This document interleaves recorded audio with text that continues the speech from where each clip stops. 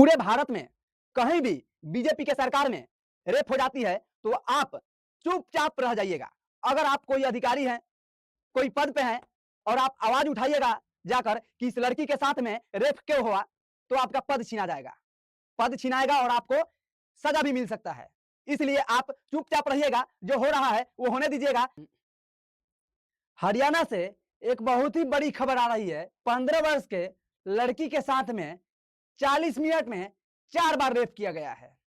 अस्पताल में हुआ है ये कांड और डॉक्टर खुद किए हैं। इस घटना का शुरुआत यहां से होता है। मैं बताता हूं आपको। एक डॉक्टर 2 साल तक जेल में सजा काट कर बाहर आता है और फिर उसी अस्पताल में जाता है जहां पहले उसका पोस्टिंग था। और उसी अस्पताल में एक 15 वर्ष की लड़की आती है और वो लड़की ये कहती है डॉक्टर साहब से कि मेरा पेट दर्द हो रहा है, बहुत जोर से दर्द हो रहा है पेट, एक दवा दे दीजिए ताकि मेरा पेट दर्द ना हो और थोड़ा आराम मिले, राहत मिले। तो डॉक्टर साहब क्या कहते हैं, अपने पास बुलाते हैं और एक इंजेक्शन देते हैं और इंजेक्शन देने के बाद ये बोलते हैं डॉक्टर साहब कि जाइए 10 मिनट बेड पे लेट जाइए। जैसे ही वो लड़की बेड पे जाती है, बेड पे जाकर वो बेहोश हो जाती है। बेहोश होने के बाद डॉक्टर साहब भी उसी रूम में जाते हैं जिसमें बेड होती है और वो लड़की होती है।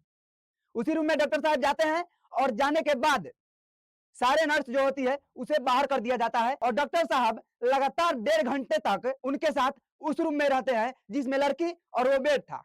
और उसमें 1.5 घंटे तक रहने के बाद डॉक्टर साहब 40 मिनट में ही 4 बार उनके साथ घटिया काम करते हैं। घटिया काम करके डॉक्टर साहब बाहर आते हैं। वह और जिस लड़की के साथ में रेप होता है उसका जब फैमिली और उसका परिवार, उसका घर वाले जब रेणु भाटिया के पास कंप्लेन लेकर जाते हैं, उनसे शिकायत करते हैं कि मेरे बेटी के साथ में कुछ गलत काम हुआ है, चलिए और वहां पे चल के आप चेक कीजिए। रेणु भाटिया जी वहां जाते हैं और रेणु भाटिया जी कैमरा चेक करवाते हैं। कैमरा चेक करने के दौरान सारे कैमरा ऑन रहता है, सिर्फ उसी रूम का कैमरा ऑफ रहता है जिसमें वो लड़की लेटी हुई थी बेड पे। उस दौरान जब रेणु भाटिया रूम में जाती है तो लड़की ये बोलती है कि मेरे साथ मेरे पूरे कपड़े उतार कर मेरे साथ 40 मिनट में 4 बार रेप किया गया। और जब मैं ये बोला कि मैं सबको बता दूंगा बाहर जाकर, तो मेरे बाल पकड़ के और बाथरूम में घसीट कर बाथरूम में ले जाकर बंद कर दिया गया। बंद करने के बाद फिर मेरे साथ गलत हुआ और गलत होने के बाद बाथरूम में ही मैं 4 घंटे तक बंद रही। ये बात सुनकर रेणु भाटिया गुस्सा हो जाती है और गुस्से में नर्स को यह फटकार लगाती है कि अगर उस जगह पे तुम्हारे बेटी को 15 मिनट तक उसी डॉक्टर के साथ में रख दिया जाए तो तुम रखोगी अपने बेटी को, रहने दोगी अपने बेटी को?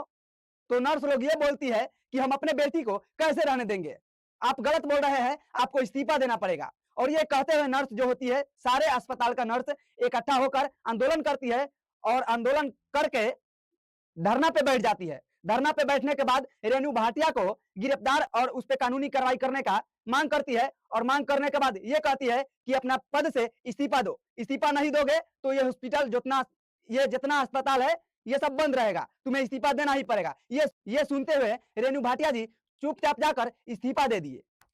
और इस्तीफा इसलिए दिए क्योंकि बीजेपी का सरकार है हरियाणा में भी, और बीजेपी का जहां जहां सरकार है वहां रेप होता है तो रेप को दबा दिया जाता है। किसी का मौत होता है रेप होकर तो उसको भी दबा दिया जाता है। बीजेपी सरकार में ही ऐसा बार बार देखने को मिलेगा, जैसे अपने बिहार के पटना में मिला था, अभी दिल्ली में मिला था, बस में ही रेप कर मार दिया था लड़की को। अभी हरियाणा में मिला है कि डॉक्टर खुद एक 15 साल के लड़की के साथ में गलत संबंध बनाया और उसे रेप करके मार दिया। बताइए ये कहां तक उचित है कि एक अधिकारी रेणु भाटिया जी खुद गरीबों से मिलकर और उसी गरीब लड़की और उसके घर वाले को सपोर्ट कर रही है, उसमें भी पूरे भारत में कहीं भी बीजेपी के सरकार में रेप हो जाती है तो आप चुपचाप रह जाइएगा।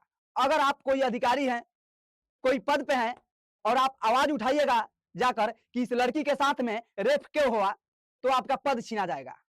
पद छीनाएगा और आपको सजा भी मिल सकता है। इसलिए आप चुपचाप रहिएगा, जो हो रहा है वो होने दीजिएगा, मोदी जी का कहना है।